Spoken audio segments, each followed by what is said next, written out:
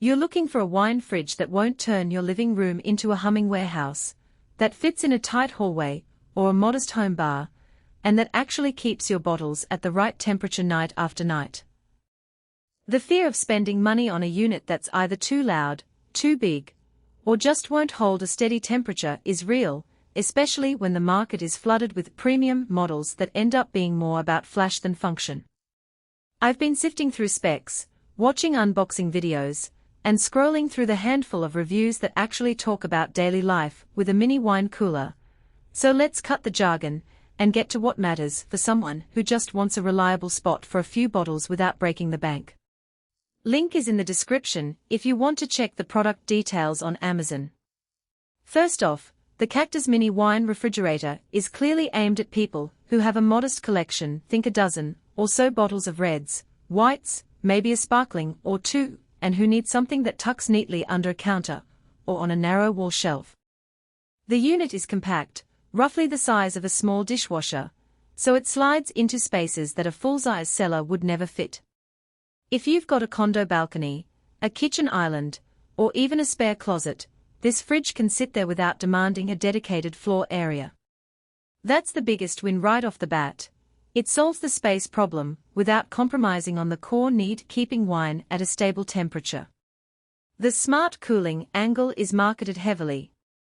The fridge uses Bluetooth Low Energy to let you set and monitor the temperature from your phone.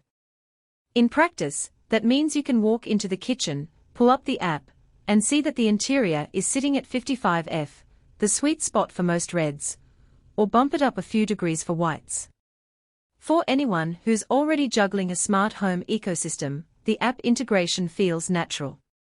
The connection is straightforward. You pair the unit once, and the temperature reading updates automatically. I tested it by setting the fridge to 58 F, then left the app open while I made a snack. The temperature stayed steady within a half-degree range for several hours, which is exactly what you need for short-term storage. If you're a traditionalist who prefers a manual dial, the app might feel like an unnecessary extra, but it doesn't get in the way. You can still use the built-in knob if you want. Noise is another practical concern. A lot of mini coolers claim to be quiet, but end up sounding like a refrigerator on a low setting. The Cactus model advertises whisper-quiet operation, and in a real-world test that held up. I placed the unit next to a TV in a living room and turned it on at full capacity. The hum was barely audible above a conversation, and it certainly didn't interfere with a movie or a Zoom call.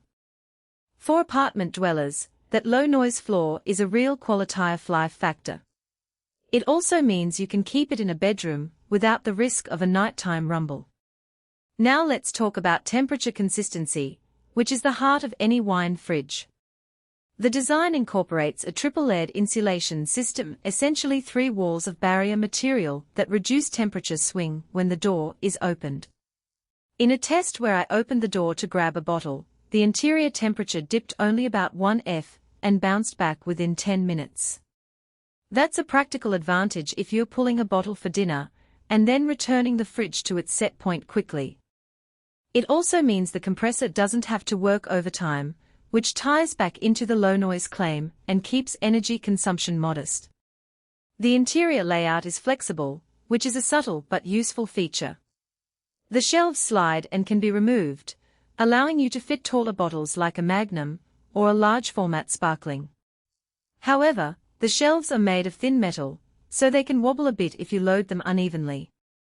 If you have a collection that includes very heavy bottles or a lot of larger formats, you might find the shelf stability a little flimsy compared to higher-priced models with thicker glass or reinforced racks.